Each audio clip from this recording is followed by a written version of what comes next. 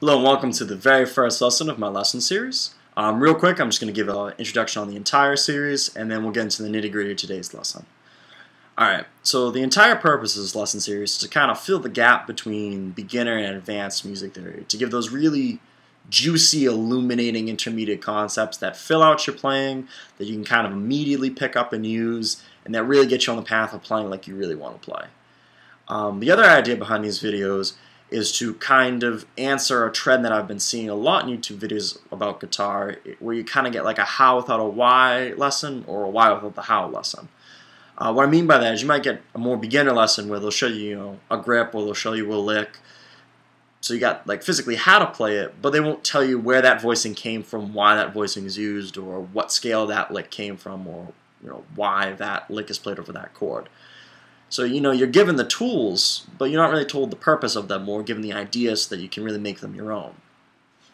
You're not given that key overlying concept. On the other side, you get kind of the more advanced why without how lessons, where you get a lesson that might be on, I don't know, Lydian mode usage. And there'll be someone playing Lydian licks interspersed with like a major pentatonic. And you can hear musically why it's being played. Either it sounds smooth, it gives that Latin vibe, it gives that blues vibe, whatever they're going for. You can hear musically the why. You can also know what scale it's from. Lydian mode usage, it's laid out usually in the lesson. But you don't really get the how. What is the Lydian scale? How do I practice it? How are the notes put in? Physically, where are they played? Things that are kind of fundamental to starting to get a grasp on something, where you get those little training wheel, almost baby steps, that help you expand upon something and get something under your fingers. So the goal of this lesson series is to kind of provide a compromise between the two, so you get enough physically how to play this and kind of basic concept, basic idea behind things, like physically how it's done and suggestions to make it usable, but enough why to really make it your own. Enough of the overlying concepts, not the basic fundamental concepts, but the really overarching ideas that help make it musical, not just something you happen to know. Alright, so with that in mind, let's get into the nitty-gritty of today's lesson, which is going to be on the major scale and scale degrees. So we're going to start with the major scale. So all scales have what's called a scale formula, which as it sounds is kind of the schematics behind a scale. A good way to think of it is kind of like a blueprint for the scale, that if you follow these steps, you get this scale. It doesn't matter what you choose for your building materials, you get that kind of scale. Scale formulas are based on or are referred to from the difference between the tones and the semitones that make up the scale. So for the major scale, the scale formula is, let's grab my handy tone, tone, semitone, tone, tone, tone, semitone. If you don't know what a tone and a semitone are, go check out the prequels to this lesson series. I go over all that for you, so I'm not going to go over it now. Check out the prequels, give them some more views. Alright, so anyways, but that's the scale formula. So again, it's tone, tone, semitone, tone, tone, tone, semitone.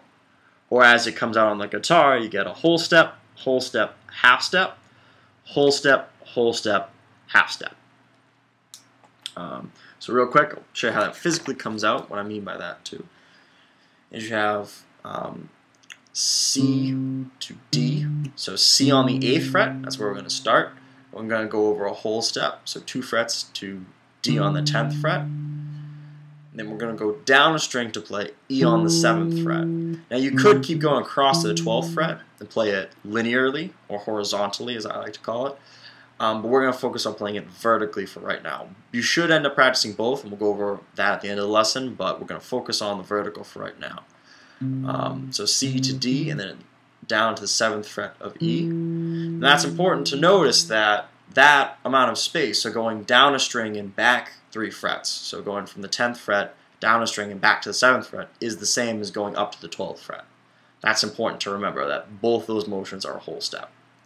But so we have C on the 8th fret, D on the 10th fret, now we're at E on the 7th fret. We're going to go over that half step to F on the 8th fret, then I'll go a whole step again to G on the 10th fret. I'm going to drop down a string to do that whole step drop to A on the 7th fret. So we can go up to B on the 9th fret, first time we played on that fret, and then C on the 10th fret. So C on the 8th, D on the 10th, E on the 7th, F on the 8th, G on the 10th, A on the 7th, B on the 9th, and finally C on the 10th. So that is the major scale. That's one octave of it. I want you to practice extending that octave down, so to play it. So we only used the first 3 strings, strings E through D. I want you to extend it down from G, B, and for G, B, and E.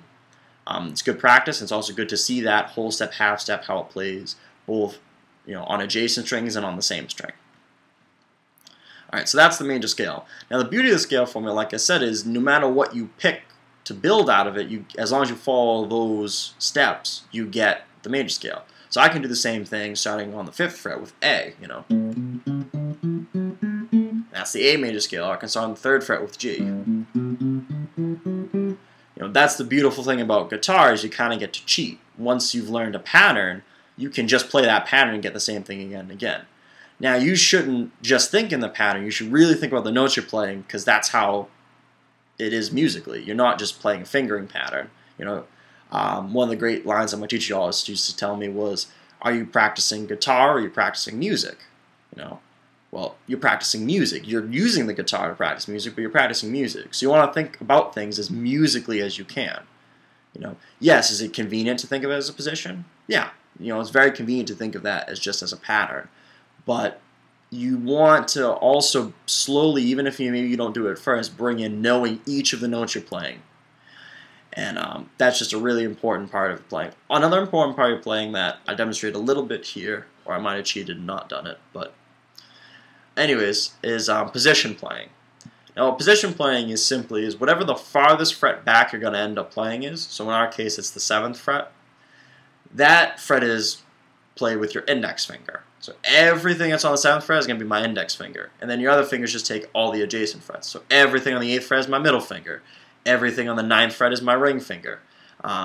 Everything on the 10th fret is my pinky. So that means I would play, the 8th fret with my middle finger. So that first C is my middle, then to pinky, index, middle, pinky, index, ring, pinky. And that's called playing in position. Now specifically you guide by your index finger, so that's specifically called the 7th position, because you're on the 7th fret. Position playing feels funky to people at first, but it is important for playing faster, especially vertically, though you're not always stuck in it. For example, you might want to play with your index finger, especially when you're coming back up the scale, because you might be moving over to a different position. So maybe that 8th fret you want to play with your index finger, just because of the change that you're about to do. Always think about what's the easiest for what you're playing with the music, but practice position playing because it is important. That's why, I hate to say practice position playing because that's the only way you'll play fast, because there's times when you need to do changes that you won't play specifically in position. But working on position playing will really help you play much faster and will be very important to building equal finger strength, which you need for the guitar. Alright, so as we wrap up today's lesson, so that's the major scale. I'm going to talk real quick about scale degrees, then I'll give you things to practice, and then we'll close out the lesson. So scale degrees are actually really simple. It'll only take us a few seconds to actually cover. It's simply the numeric value that is assigned to the note based on the order that you play them in. So for the C major scale, for example, the first note we played was C. So C is 1, D is 2, E is 3, F is 4, G is 5, A is 6, and B is 7, and C again is 8. Now if you keep counting, again taking that C is 8 as the endpoint, you just keep adding numbers. So D is 9, E is 10, F is 11, G is 12, A is 15, etc. A is 15, A is 13, etc. The higher numbers, the numbers above 8, are typically tensions, and the numbers that are normally are typically the numbers below 8, the normal numbers, are typically referred to as just degrees.